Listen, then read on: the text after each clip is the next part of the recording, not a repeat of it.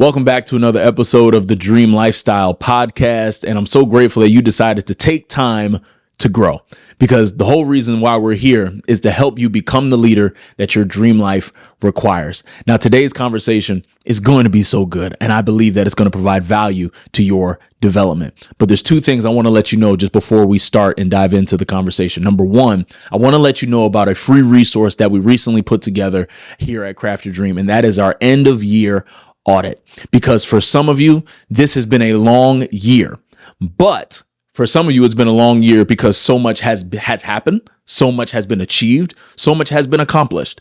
But for others of you, it's been a long year because when you take a glimpse back at what has happened this entire year, you're saying to yourself, oh my goodness, what have I actually done? And so what this resource is meant to do, it's meant for you to get an accurate look, an accurate perspective as to what actually got done this year, just so that way you can give yourself momentum. You can really create a launching pad, so to speak, for 2026.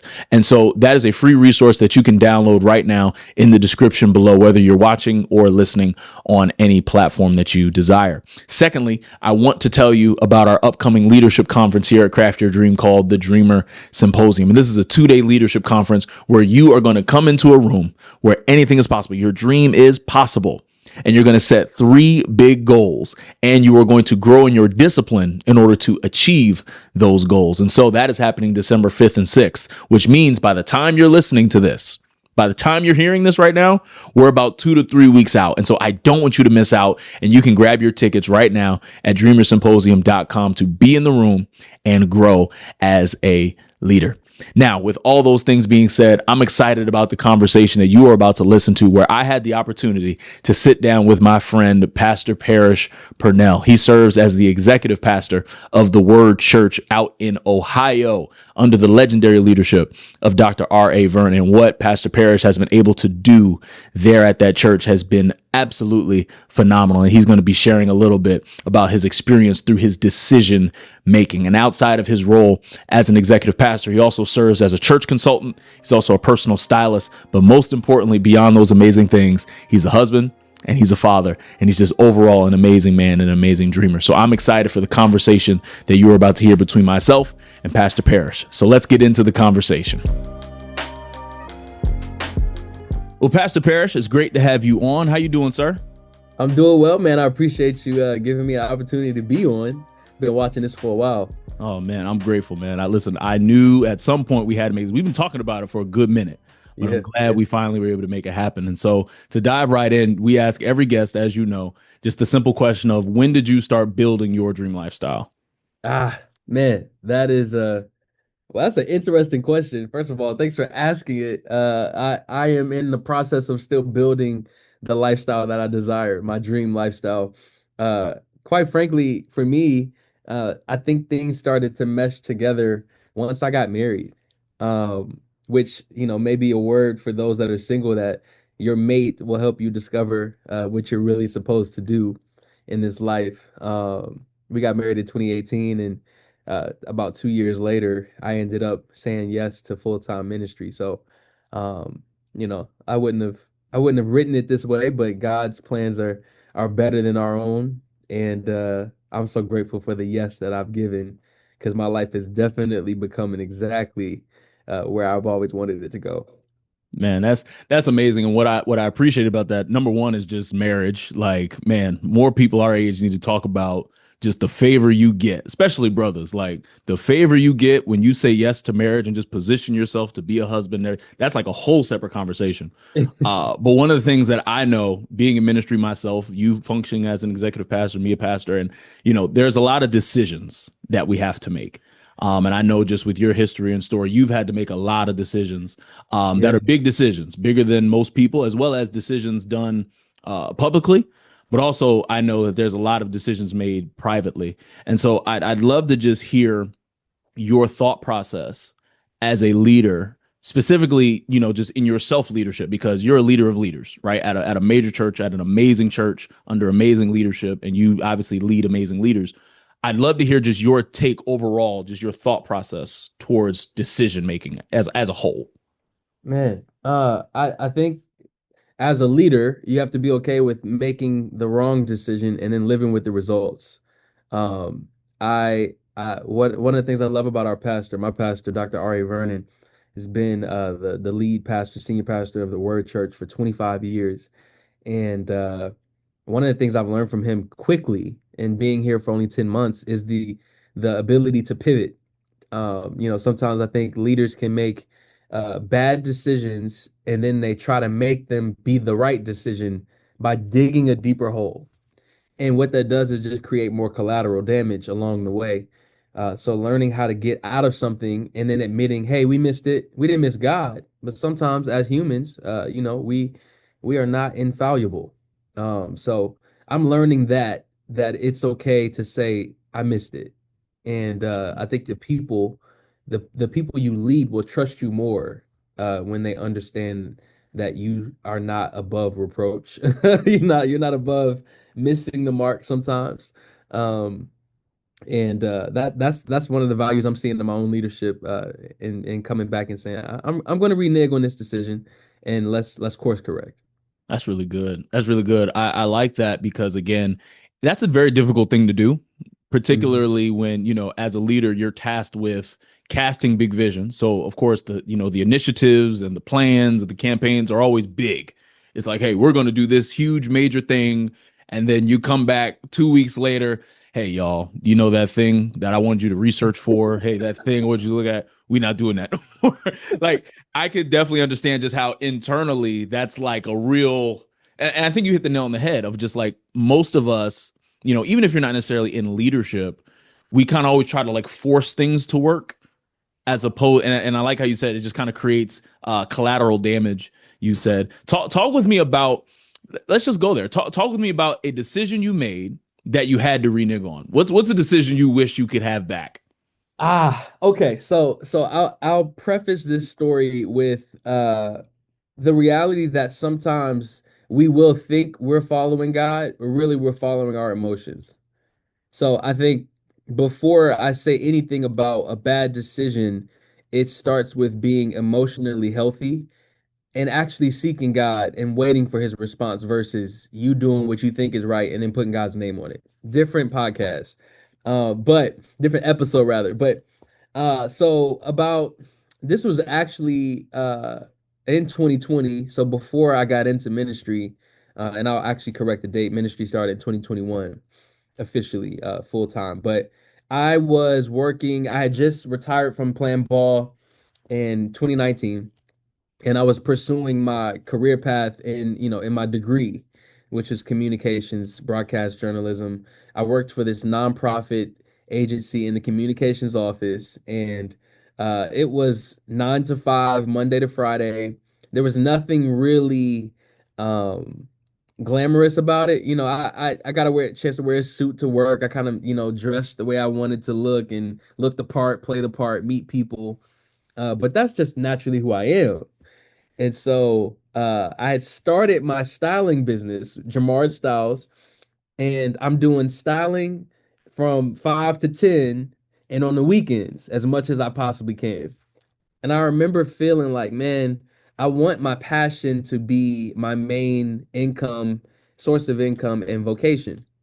So like an immature business owner, an immature entrepreneur that I decided to give up what was a $50,000 job, guaranteed check every 2 weeks, to pursue this entrepreneurial journey that I have to seek out clients and I was good, but I wasn't that good. As you know, as an entrepreneur as well as minister, um, Oh you yeah. in that first year, you're still trying to figure out what the heck is going on.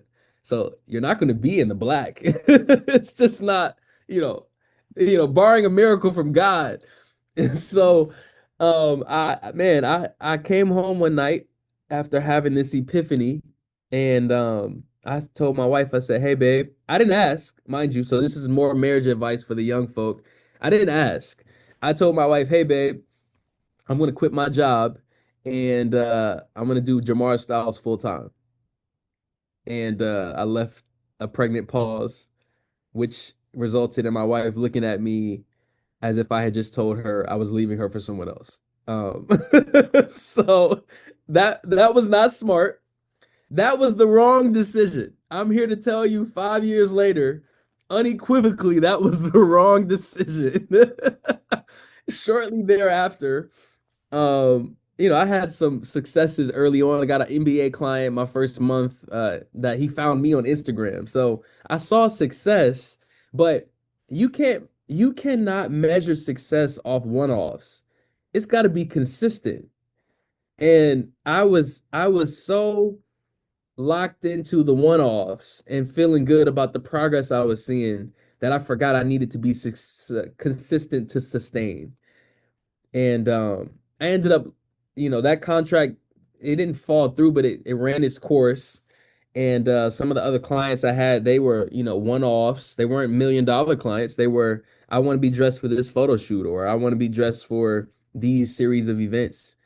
Lo and behold, just a few short months later, I ended up having to go get a job at Joseph A. Bank, um, selling suits, and I did that for 12.75 an hour for almost a year before getting into ministry. So I say all that to say, certainly the wrong decision, and me living with it was reneging and saying, "Babe, you were right. I should have kept my job. I'm gonna go make sure that our family's taken care of by working this part-time job and still doing Jamar Styles." That's good. Man, listen, thank you for that story.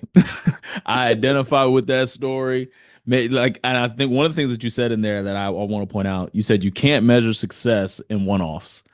I think that is so profound, man. Because, again, when you're grinding and hustling, that one off, that one client, that one successful event, that whatever your one thing is, it's like the world to you because you've poured everything into it. Absolutely. But, if you're not, I would say if you're not zoomed out enough, right? If you Mhm. don't always look at just what you're doing, whether it's your business, your ministry, your life, whatever, if you're not always looking at it from a 30,000 foot view, it's easy to fall into that trap of every one off is we've made it. And it's like, no, you've had one client in 6 months. Like, yes, that one was great, but you know, It made it worse too because then, there is this pressure that you feel socially from I just went in all in on my business. I'm telling my friends, all of the family and people that I thought were going to actually support me by paying me to do a service. They actually just celebrated the decision, but they did not support the process. And you got to be careful with those type of people as well. But anyway, um, I I was so stuck on what other people were thinking about my decision that it was pride that was really keeping me from saying I'm not ready to do this. And I need to go back to the basics, learn some more before I go all in on something that the economy could fall, and to be a stylist is a luxury good. That that's one of the first things that'll drop off. Should the government lay people off? Should the job market dry up? Should the stock market crash? So I'm glad I learned my lesson in that, and ultimately, it is shaping the way I make decisions now in ministry, because I'm reminded of that, not loss. Watch this, a lesson. It was a lesson. exactly, It was a exactly. lesson. Talk with me more about just how that one lesson, how that is equipping and even shaping the way you lead today and you make decisions today in ministry at a high level. Yeah, I'm quicker to admit the wrong and course correct. So it took me, let's say, if I quit my job in January, it took me to midsummer toward the end of the summer to say I'm throwing in the towel. I need to get a job. Versus, hey, I'm seeing that if I continue on this path, it could have a catastrophic effect on the people I'm leading. And the difference there was I was wrecking myself because I was a sole proprietor. I'm an LLC. Now I'm leading people in a church, and it could affect their lives. So now I'm quicker to say no than I am yes. And I'm not ashamed of that.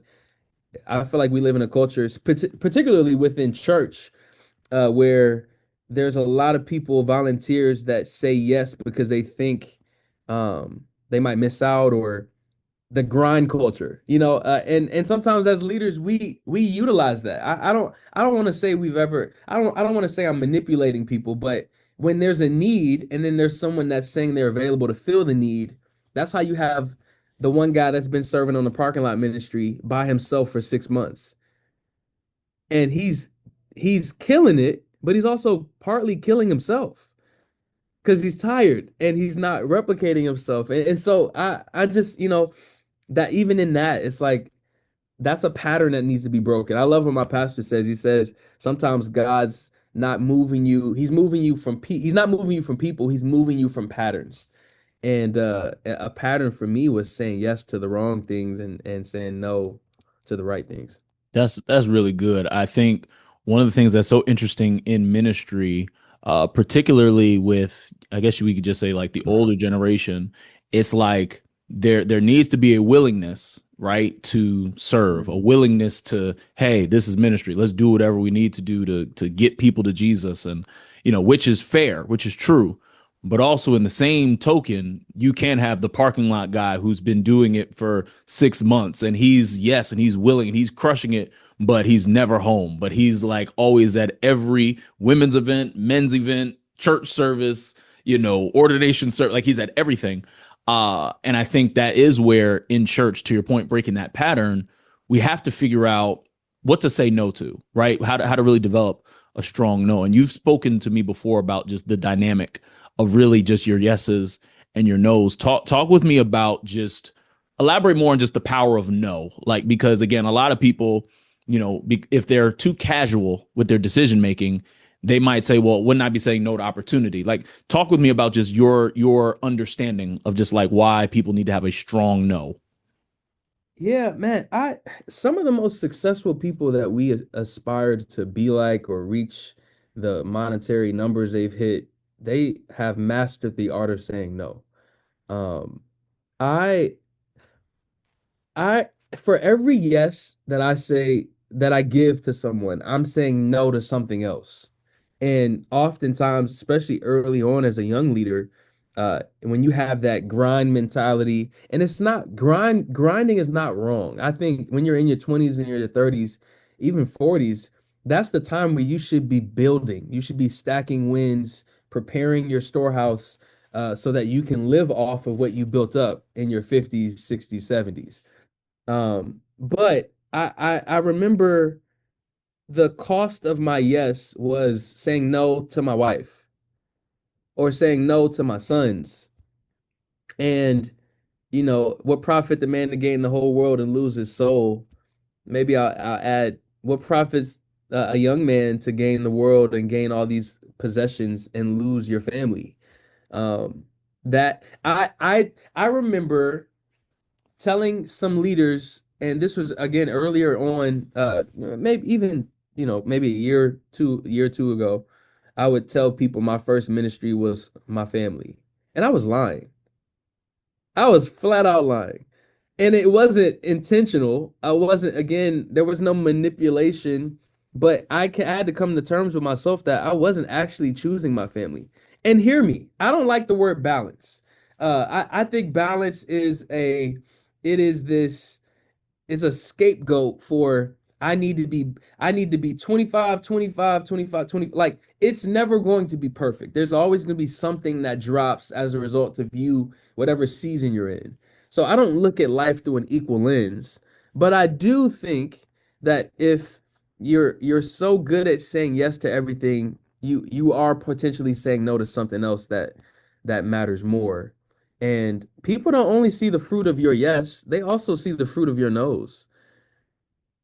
That's so good. That's So, so good. I think to even add on to that point, I'm in total agreement with you of there is no such thing as balance. I teach and talk a lot about how there are only priorities.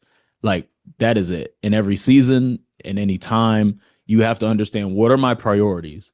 And based on those priorities, I want to make decisions from that place. yeah. Like, Yeah. that's how I want it. So talk with me about, because you just said that people see the fruit of your nose. Like, and we're talking about, the power of no and really making good decisions and things of that nature. How does someone hear you and they're like, okay, I want to start making better decisions with my life. But I also know it starts with me becoming fruitful with my no's. How does someone develop a strong no based on what you're saying, based on your experience? I think it's important to watch those who've come before you. I'm sorry to interrupt the conversation, but I wanted to take a moment to let you know and personally invite you to this year's Dreamer Symposium. On December 5th and 6th, we're hosting a leadership conference for you to create vision for the new year and grow in your self-leadership. So whether you're looking to climb the corporate ladder, whether you're building a business, or you're growing a ministry, it is important that in order for you to succeed, that you have vision and you lead yourself well, which is why this year's theme is resilient leadership, because it's not about what's happening to you, but it's about what you can make happen in your world. And you need to know that you are built to overcome. And in these 2 days, you're going to learn how, because resilience will be necessary. Because for you to build the life that you dream of, you're going to need to overcome some things. And so I would look forward to seeing you there on December 5th and 6th in Jackson, New Jersey for the Dreamer Symposium. Now let's get back to the episode. My pastor has him and his wife have quickly become my spiritual parents, and I'm grateful for that. Dr. Darius Daniels said about Pastor R.A. Vernon that he gives him speed, and I echo that sentiment. Uh, I'm I'm seeing the fruit of my pastor's nose, so that I can say more of them. like it he's telling me the areas he messed up in, the areas he won in, so that I can emulate both of them. It's like if I learn how to say no early, I don't have to wait till I'm 50 to start saying no to things. Or and on the opposite end, saying yes. So I'm just learning how to lead. And also I got great parents, man. I love my parents. They have done a phenomenal job of teaching us the value of proper prioritization. My father was in the military for 20 plus years. And I remember him being at some of the most formative moments of my life. And then as I became an adult, I recognized how busy he was, the things he was doing, the people he was leading. And again, prioritizing your family. And it was not perfect. My pastor's not perfect. No one is. But if you can inch closer to it, it'll make you better. And then and not just that, that's just the kind of family perspective, but as a leader within the church and a leader in my life, how are you leading your own life? Like, am I always available? Am I never available? Both sides of the spectrum are wrong. It's like that's the space where you can find some balance. It's like I'm going to say yes to these things. I'm also going to say no, but because I properly scheduled my life, I created margin, I created those moments to where I'm able to win and do the things I like and no one loses. Or at least the things I really care about don't. So I think developing a strong no really at the core of it is trusting. It's trust.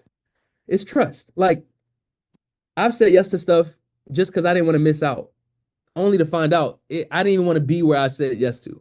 I remember there's this. It's funny. It comes. This was like middle school, but I I had a basketball game on a Saturday, and I wanted to go to this house party on a Friday night. And I badgered my parents, begged them, please let me go, please let me go. They said no, no. So they were finally like ultimatum: either you play in the game tomorrow or you go to the party. My stupid butt, saying I wanted to play in the NBA, mind you, said I want to go to the party. When I tell you it was the worst party I've ever been, to this day, at 32 years old, I still think about how bad that party was. It was a waste of my time. And I said no to the thing I really loved because I didn't want to have FOMO, only to recognize I didn't even belong in that room. So you got to be okay with missing some stuff. That's Trust so that there's something good. better. Yeah, yeah. That's so good. I think one of the things that that story highlights is us being honest about just why are we making the decisions that we're making, right? And you just said that you made that decision back in middle school just because you had FOMO, and that caused you to miss out on basically placing another building block towards your dream at that time. of like, hey, me playing. And I think a lot of us can easily find ourselves in that space because, we got FOMO. We see what's happening on social media. We see who's popping. And so we want to be in these different places. And it's like, wait a minute, what do you want to do? What are you trying to build with your life?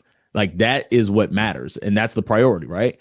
I'd love to hear just from you, because you mentioned how, part of developing a strong no is trusting. Part of developing a strong no is also learning from those that have come before you. As you've grown in building your dream lifestyle, as you've grown in your leadership, grown in, just your role in ministry, I'd love to hear about just how you handle the pressure of making these decisions. Because, again, and you will understand this, that when you first start off this journey, it's easy to say no to, bad eating. It's easy to say no to, oh, okay, I need to get off the phone at night. Like those types of decisions, it's like, okay, there's not as much pressure, but it's like, hey, this is the right no based on where I want to go. But as you build, as you get a team, as you get more resources, the decisions, the weight behind the decisions get higher and higher. You mentioned earlier how, the decisions that you make at the level you're at don't impact just you. They impact other people. Talk with me about how you lead yourself through the pressure of the decisions to still make the no, but now obviously it's weighted a little bit different. Speak on that. I'll say this first. I don't believe you can get to God's promises if you cling to your when you cling to your preferences. It I think recognizing, and again, that there is an immense amount of pressure at saying the right yes and the right no, particularly in my role. Um, but does it align with it's just like it's having a destination in mind. I think that helps me, that kind of even relieves some of the pressure, because it's like no one can pull me off of that trajectory. If this is what I say I really want, it's the same thing you just mentioned, eating right, getting off the phone. Like if I want to lose this amount of weight, I have to not eat past 10 p.m. I can't eat this type of food every day. It's the same thing with our teams.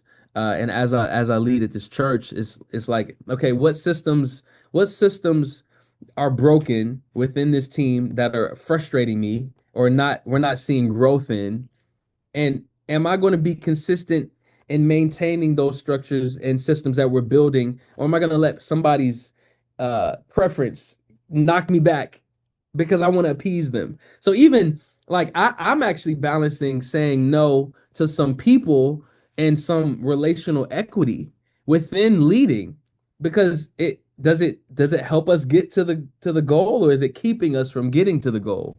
And that's where I'm learning, even there's certain friendships that might just have to die. There's certain relationships that you can't take with you, because again, I don't believe you can get to God's promises if you just cling to your own preferences. If He's giving you a destination, if He's giving you a word, if He's giving you a vision, um, is He not good enough to see you through to it? But you got to be consistent. Consistency over time leads to success. So I kind of lead from that point of view. I try not to appease everybody anymore. That's for me, that's the greatest thing I've learned, particularly this year. I'm coming to a church, an institution that's been here for 25 years, implementing new thoughts, new ideas, new systems, while also trying to build relational equity with the people I'm asking to lead. That is a true dichotomy. There's a conundrum there. So I have been working through, okay, I'm building relational equity with you, but at the end of the day, we have a common goal that we both said we want to hit because we believe in the vision of this house and the visionary.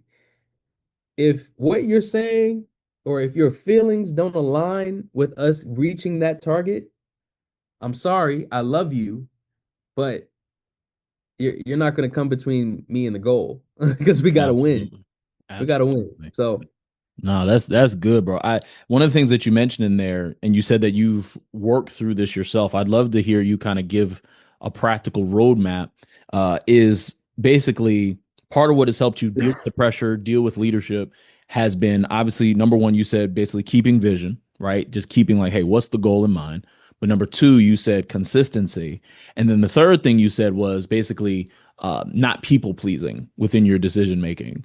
How does someone basically start walking into, hey, I don't want to please people anymore with my decisions. I want to focus on my dream and my goal and not make decisions based on what's going to please my parents, what's going to please, just the people around me. How does somebody go from a people pleaser to where I'm making sound decisions and leading myself well?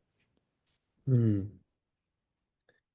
It that is that's $1 million question. I think there are ebbs and flows of it. I'm not perfect, but I'm better than I used to be. I read this quote from Andy Stanley. I think he said something like, "Direction, not intention, determines your destination." And there are people that will have you questioning your, like, if it doesn't matter what you intend, who you have around you determines where you're going. You know that. You know that you're show me your five friends and I'll show you who you are. But I'm just realizing, like, if I really say that this is the goal and the destiny and the target that I want to hit, is it really? Like, do you think anyone's stopping LeBron James from becoming the GOAT of the NBA? In his mind, everything he's doing is help pushing him to that target. So if that means I can't go out with this group of people while everyone in the summer are traveling across the globe and I'm in the gym, it's just making those consistent decisions. And so I've kind of made it up in my mind. No one's gonna stop me from getting to where God is taking me. And if it's not aligning with that vision, it may hurt. Oftentimes it will hurt. I'm not even going to sit here and lie and say it's easy. I think, again, consistent decisions over time just becomes a part of who you are. And at some point, you're not even thinking about what other people think. I'm not fully there yet. I think we all deal with people pleasing to a certain degree. But I'm not okay with someone knocking me off of my purpose because I'm not doing what they want me to do, or I'm not going where they want me to go. I'm not wearing what they want me to wear. It is I'm becoming more cognizant of who God's making me to be and not who others want me to be. So good. I think one of the things that is interesting about just this entire topic of people pleasing and things like that, I think if we were to only have our entrepreneur hats on, this would be a very easy topic. Like very easy because like this is business. We're here to make money as well as serve people in terms of like a service or product. However, in ministry, ministry is a little bit deeper than just serving. Like we're serving people, absolutely, but it's at a much deeper level. Yeah, Like it's hey, I'm trying to serve souls here. I'm trying to serve your soul. So there is a level of, we can say, consideration you might need to have for people's preferences. absolutely. Um and that's a and it's a healthy tension that I think especially pastors have to deal with, because again it's like, okay, you're not going to necessarily just dictate how this church is going to run, but this church obviously needs to meet the needs Runs of on the you. people. Yeah. Yeah. Like, so it is an interesting tension, and I mean I don't even necessarily have a question for you based on that, but when you were saying that, I'm like, like I think this is actually an interesting topic, just the topic of people pleasing, and where it's like, okay, hey, I'm making decisions, but at the same time I still want to make sure I'm helping the people as best I can. That's where I think the relational equity comes into play, because people will follow who they trust. So, for instance, and again, this is the value my pastor often says: don't tell me who you're over until you tell me who you're under. I being led by a pastor that's been doing it for a quarter century, again, has made the mistakes. So now the way he's leading me is forcing me to think from his perspective now, not his perspective 25 years ago, because he knows what he did wrong and what he did right. So you're right, with people within the church, people pay tithe. The church doesn't operate without the volunteer, right? So it is, there is a dichotomy there as well. I found great value in leading in such a way where people want to follow me. So I think about this, and my one of my mentors and leaders before was like, "What type of life are you leading? Is it one that someone wants to follow?" Um, Pastor Stephen Chandler says, "Are you building a big life?" And that resonates with me. It always did because I think people will follow something and someone that they see maybe where they can be, so it makes it easier. It's like if I'm the one leading you to where we are all going, you trust me enough to lead you there. So I'm eradicating the need to please you because you're following me with blind eyes and an open heart. And I think that's what the disciples did to Jesus for Jesus, and we should be leading the same way he did. So 100%. you're right. There are those. It's an ebb and flow. Now I spend a lot of time getting to know people, hearing their hearts, so that when I do inevitably have to correct or course correct, it's not this pendulum swing of I was this way and then now I got to be this way. It's like no, I built equity with you over time, and our flow just looks like this. It's a constant swing and it's a steady swing. And that's really helping me in this season, particularly with an older church. I'm 32. I'll be 33 this year. I don't claim to know everything. I am certainly not the know all, end all be all when it comes to church growth and leading. I'm learning a lot. I think I bring a great variety of skill sets to the table, but I'm also willing to learn from the people that I'm leading. And that's what I think some of the secret sauce in terms of leadership. That also kills people pleasing because now we're both scratching each other's back. There's a symbiotic relationship there. So some of the older people on my dream team, yeah, they've been around here for a while. They're listening to me. I'm also listening to them. Mm. So listening is a key ingredient to really, and I'm tying this back to something you earlier said, listening is a key ingredient in someone leading themselves in a way that other people would want to follow. I like Absolutely. to talk with me about if somebody hearing this conversation, they want to begin leading themselves well, right? They want to lead in a way where other people want to follow. They want to lead in a way that brings them influence. They want to develop discipline. Just to even go deeper to so you get the context of the question. I'm a firm believer that in the same way John Maxwell defines leadership as influence, self-leadership is simply discipline, meaning that before you have influence with other people, you must have discipline over yourself. And so, in your experience and what you've learned and even what you're learning, what are some key decisions that an individual can make when they want to start disciplining themselves so they can ultimately be a leader with influence? Hmm. Hmm. That's good. I don't think you can lead people to where you haven't been. I can talk about it and try to make something up all I want, but if without the experience, I just cannot level set with you. So if I'm telling someone to be strategic, and this is again, I come back to one of my original statements about actually family being a priority. If I'm saying that, but I'm not living it, they can't trust my word because my actions are showing something different. So I think the self leadership piece is the first step to becoming a great leader because if you're not putting certain practices into place, I would dare say you're not a trustworthy leader. I can't trust that where you're trying to take me, that you're actually going yourself. It's like imagine trying to lead someone this way, but you're going this way. That doesn't make Absolutely. any sense. It doesn't make any sense. So yeah, man, I get some of that from obviously being an athlete as well. I think the skill sets of being an athlete and being a leader are transferable.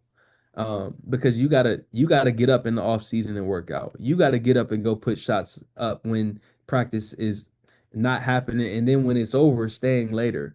So some of those disciplines I've learned over the years of being an athlete, and I try to implement those into every area of life now that I'm not on the basketball court, but I am in the boardroom. I am at the That's good. long table making decisions. And for any young leader that listens to this, in between leader and even older leaders, um, make sure you're practicing what you're preaching. And if you're not, don't be afraid to admit to yourself and course correct. It's not too late. Um, Again, I'm not perfect. There's plenty of things I can do better. I hate waking up early. I'm trying to re-implement after I retired from basketball. I'm like, I'm not getting up early ever again. But that is, there are certain things that I think you're better potentially in the morning than you would be at night. So sometimes again, going back to letting go of your own preferences, what makes sense for the season you're in? Maybe your preference worked in the last season, but it might not work for this season, and it definitely might not work for the season you're headed into. So that's self-leading is like paying attention to the ebbs and flows of life. If I really want authority, I gotta become more accountable. Mm, that's good. A couple of things that you said in there. I want to highlight. Basically, we talked about listening. You said a great place to start, and I completely agree. Is basically practicing what you preach, right? So just saying, hey, if you're saying one thing, let's make sure that you're actually doing it. Yeah. You also mentioned very practically starting to wake up early. Extending your day, things of that nature. And then you also said basically paying attention to the season. All right, paying attention to the season. What are like maybe one or two other like very practical practices that like someone could do in terms of really like that self leadership piece? Yeah, I would read more books. Leaders are readers. And I went through this season. So I was a broadcast journalism major. I love to write. I've been reading since I was a young kid, but I stopped reading because my life got so busy. I didn't have time to pick up the book and flip the pages. I made an excuse for not being able to read more books because of that. When in reality, every moment of my day, I have a moment where I can let something into my ears. So now I'm playing Audible books, on Audible, in the car, in my office while I work. So I'm still learning as I go. Even though my life is getting busier and I may not have the time to sit down and read a book, I can listen to something. So reading more podcasts that are giving you something. I don't want to hear another podcast about how LeBron James blocked Iguodala in the 2016 finals. That is not relevant to life. It's great entertainment, but that's not adding value to your life. It also already happened. So I try to fill the empty spaces with something that's actually growing me versus just entertaining me. I love So that. I love then that. Those are really good. Keep going. Keep going. What was the last no, thing? this is probably one of the biggest ones. Get yourself a mentor. You have to, again, I said you can't have more authority without being more accountable. Who are you being accountable to? I value having 4 or 5 different voices in different places of life, all further than I am, with different perspectives. My pastor being one, I got a cousin. He's more like an uncle who is a very successful business leader in the nonprofit space. I talked to him about a variety of things. I talked to my father about being a better husband and getting his perspective on things, and just different men that can pour into me and give me what I need because they've already been where I am, or yeah, they've already been where I am. They just came out of it, or they went through it years and years ago. And of course, I do have people who are on the same level who are we're going kind of in the same direction, but going through life at the same time. Those are valuable conversations as well. But having a mentor, I would say I would put that as number one. That's so key. That's good, bro. I like it. So just kind of turn the corner here as we finish out. I want you to give one book suggestion. Okay. Now I'll preface this, not just a book suggestion for growth, right? Growth as a leader, but what was one book that you read or listened to audiobook, whatever, just one book that you consumed that helped you in the department of decision making as a leader. Woo! I'm looking at my bookshelf. I'm going to say, um, wow, the 12-week year. It's a good book. It's a good book. Yeah, it helped. It helped me. It helped me with self leadership. That's good. I My like that. former my former boss, it was an assignment. I was kind of made to read it. And I hated every moment of it until I actually stopped and said, this is gonna make me better. And I'm so glad I did because I learned how to duplicate productivity so that I could do it faster. And so a lot of people just aren't where they want to be because they don't know what they don't know. It is the it's kind of like the line of the wealthy and those who are impoverished. It's all it might be access to capital for sure, but it's oftentimes access to information, leveraging. I remember when I first became a business owner and learning all of the different tax breaks and loans that you can get from the and business capital, and it was a world that I just hadn't been open to before, and it changed my perspective. And so that's for every area of life. Same thing with reading your word. You don't know what you don't know, but God's given us an entire instruction manual in the Bible, and there are answers for every issue in life in the Word. You just got to read it. So it's just just reading more, and not being afraid to learn what I don't know. That's good. That's good, man. I completely agree. That 12-week year is a good book. And so as we close out, Pastor Parrish, where can people find you? How can they connect with you? Just let them know.